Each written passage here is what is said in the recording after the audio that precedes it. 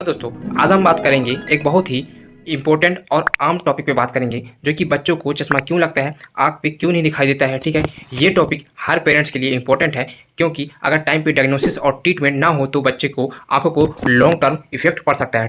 पहले समझेंगे चश्मा क्या है। ठीक है, चश्मा या ग्लास का कम, ठीक है, आँख में रिफ्रैक्टिव एरर को करेक्ट करना। ठीक है, इस पर क्या होता है दोस्तों, रिफ्रैक्टिव एरर का मतलब होता है आँख की लेंस और कोनेरा को रोशनी सही जगह पे रेटिना पर फोकस नहीं कर पाते हैं। ठीक है, ये होता है। अब दोस्तों समझेंगे चश्मा क्यों लगती है। इससे पहले अपन समझे थे चश्मा क्या है। ठीक है, अब देखेंगे चश्मा क्यों, इसमें चश्मा क्यों लगती है। पहला होता है मायोपिया। ठीक है, मायोपिया क्या होती है, नज़दीक ना दिखाई देना। ठीक है, इस पर क्या होती है, दूर की चीज़ें ब्लर दिखाई देना, पर पास की चीज़ें दिखाई देती है। ठीक है, इसमें क्या होती है, बच्चों में ज़्यादा रीडिंग और मोबाइल यूज करना, ठीक है, फास्ट बढ़ सकता है। ठीक है, इसके कारण भी आपको नहीं दिखाई देता। ठीक है, दूसरा होता है दोस्तों हाइपरमेट्रोपिया।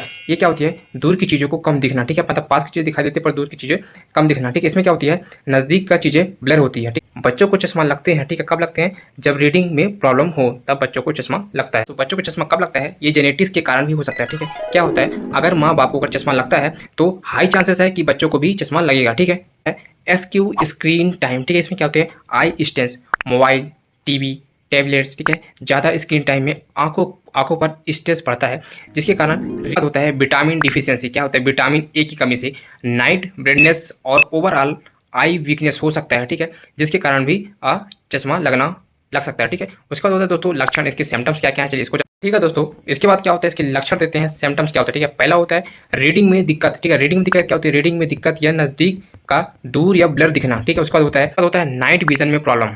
नाइट विजन प्रॉब्लम में भी आपको ये इसका सिम्टम्स हो सकते हैं। ठीक है, उसके बाद होता है सम टाइम। ठीक है, इसमें क्या होती है, आंख में सफ़ेद दाग, ठीक है, या फिर धुंधलापन दिखना, ये भी इसके सिम्टम्स हो सकते हैं। ठीक है, अब चलिए जानते हैं इसका ट्रीट है।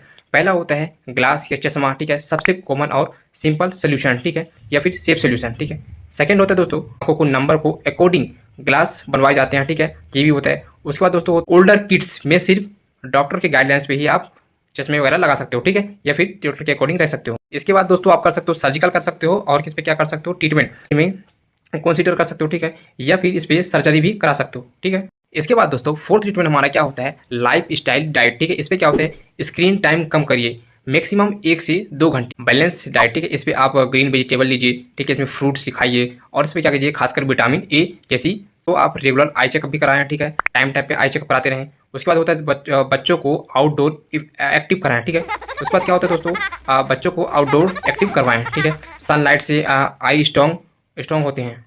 ठीक है दोस्तों, इसके बाद होता है रेगुलर आई एग्ज़ाम, स्पेशली 5 से 12 साल के बच्चों के लिए। तो दोस्तों बच्चों का चश्मा और नज़र कम होना कॉमन है, लेकिन इग्नोर ना करें इसको, ईयरली डायरेक्शन और प्रॉपर ट्रीटमेंट कराएं। ठीक है, बच्चों की आंखों स्ट्रॉन्ग सेफ रह सके। तो दोस्तों अगर आपको ये वीडियो पसंद आई हो, please like, subscribe and comment करना ना भूलें। धन्यवाद।